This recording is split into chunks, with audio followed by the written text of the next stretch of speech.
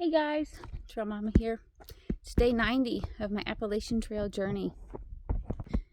So here we are. I'm in an area called the Bigelows in Maine. Yesterday I crossed, last evening, the 2,000 mile mark. Woohoo! And then I camped right near there, 2,000.6 or something like that. So less than 200 miles to go to the end. So originally, I was hoping to complete the trail in 3 months, which would have been 92 days, May, June, and July. It's not the end of July yet, but I have 200 miles to go, so it's not happening. So right now I am targeting 100 days or less, and I think that's a possibility. To hit 100, so I'm excited for that. I can now kind of see the end kind of way more than I did, many miles ago, and how surreal it is kind of to think about this journey coming to a close. But anyway, a little update on what's been going on. So New Hampshire was hard, which I think I've said a whole bunch of times. The whites were hard. And then there were the Wildcats and Carter Mountain. And those were not as bad as the whites. Actually, everything that I've done since then, while it's been hard, hasn't been as hard as what the whites were for me. So I am grateful for that. So a few days ago, my friends Chris and Peyton came, met me at a road crossing at, I can't remember, South Arm Road. And I took a Nero. That day I had hiked to about 10 miles to dry out. It had rained for several days and everything was wet. Tent, sleeping bag. Sleeping bag was damp, not wet, but still. And feet, shoes, wet feet. Days and days of wet feet. So got to dry everything out. Also then did take a 0 the following day. Those 2 days, I stayed at the Nero day and the 0 day. Stayed at a place called The Cabin in Andover, Maine. And Miss Honey was a very nice lady. That town is super tiny. Nothing much going on there, but it was good to get some rest. That was my definite last 0 day on this trip, and very possibly my last Nero. I don't know for sure. That may change. It just depends on what happens here. So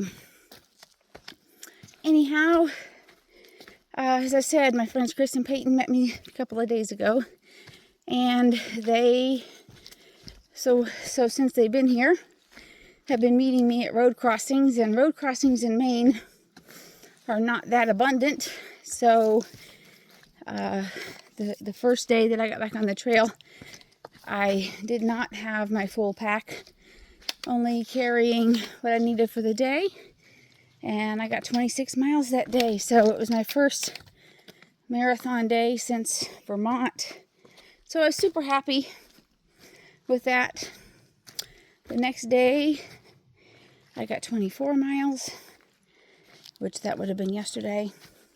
And today, I'm going to get 18. I was thinking of doing a little more, but that's just what works out well. So we're going to do 18 today. So not carrying that full weight on my back, man, that makes a difference. In a typical day, my feet do end up hurting, the balls of my feet, before the day is over, because it's just all this pressure on them. And in the last few days, they haven't hurt at all. even though like my mileage is up. So that definitely tells me that that extra weight is what is doing it. So the trail in Maine has been rocky. It has been muddy. It has been rooty. And it has been mild. And it has been steep and not steep. So it's been a kind of an everything, a culmination of everything. And so that's been kind of neat in some ways. And I've been meeting a lot of southbounders, people who started at Mount Katahdin and who are hiking to Georgia.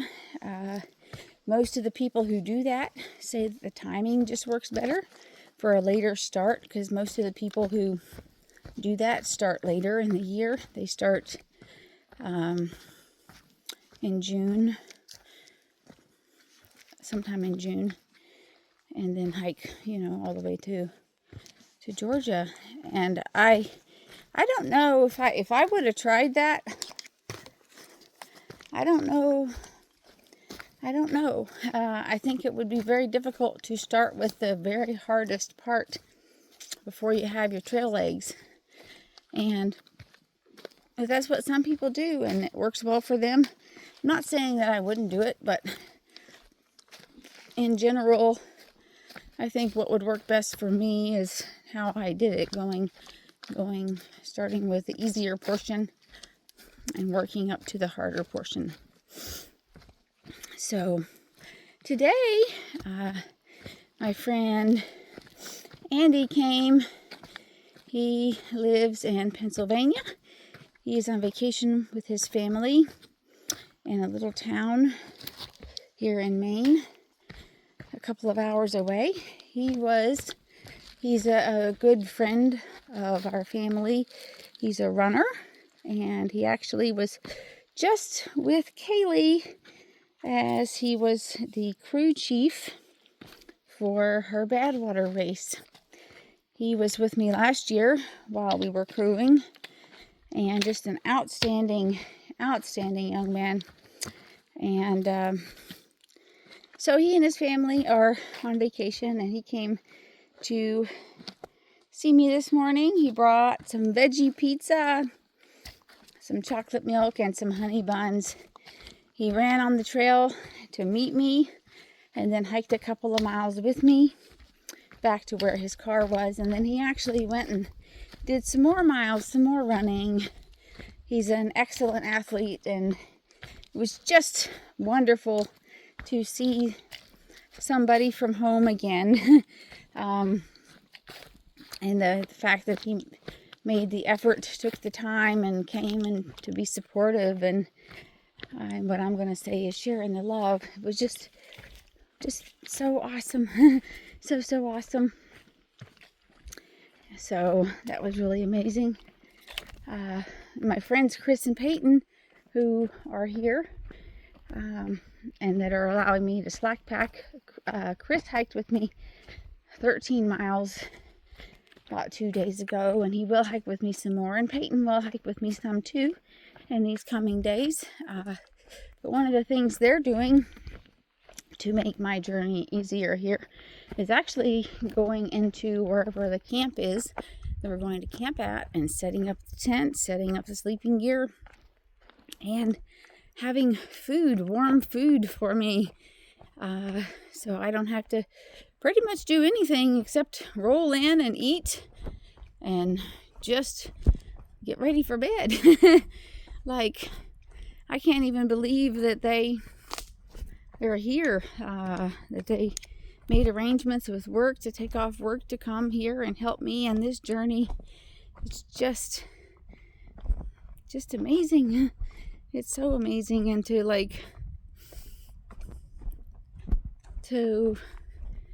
have that experience, to have the experience out here of being alone has been part of this journey for me. It's been about learning the value of of people, and the people that we are in contact with regularly, and the people that, you know, that we want to be in contact with, and our friends and family. And so the fact that some friends are here now and I'm not all alone has made a difference in my morale. It's made a big difference in my morale, because like the fact that somebody is here around and would notice if I didn't show up at a certain place or whatever actually makes a difference to me. And so that's pretty cool. It's pretty cool. So here is a viewpoint. Pretty cool. It's a very nice one. Ooh. Very nice.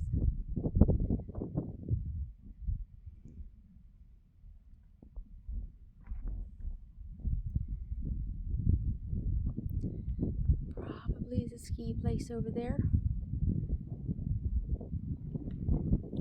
Let's see. Try to come in a little closer there.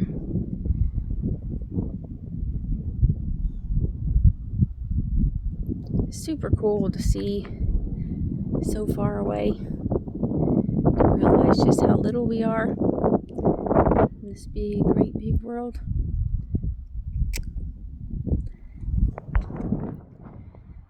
So with that, I am going to say I hope that you are having a good day and are having a great life. I hope that you are on happy trails, and I send you much love. Once again, thank you so much for being on this journey with me, and I look forward to sharing the great big picture with everybody, as you know, whenever that time comes. And it's coming. I can't believe it. It's so coming. It's almost here. So yes, thank you for being on this journey with me. Much love.